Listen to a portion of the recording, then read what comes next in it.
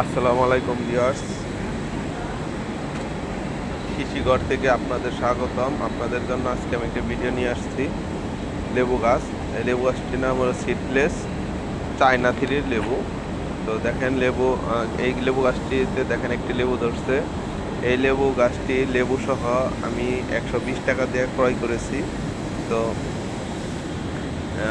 লেবু গাছটি বপন করেছি মাত্র 15-20 দিন হয়েছে এবং লেবুটা দেখেন আস্তে বড় হয়েছে। আরেকটা লেবু ছিল, বাট ওটা এখন খুঁজে পাচ্ছি না, হয়তো বা পড়ে গেছে। আর এই লেবু গাছে দেখেন বোনার পরে কি কি সমস্যা হয়। এই লেবু গাছে প্রথম সমস্যা হয়, লেবু গাছে এক ধরনের পোকা দ্বারা আক্রান্ত হয়।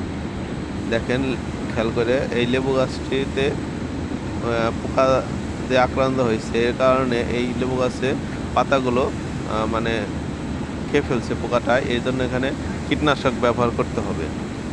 তো আমি নতুন অবস্থায় লেবু গাছে দেখতে পাচ্ছেন পোকাটি, ওই ছোট ছোট এই ধরনের পোকায় লেবু গাছের জন্য মারাত্মক ক্ষতিকর। এই পোকার কারণে গাছ বাড়তে পারে না। আর এই লেবু গাছটির মধ্যে আমি নতুন অবস্থায় বোনার পর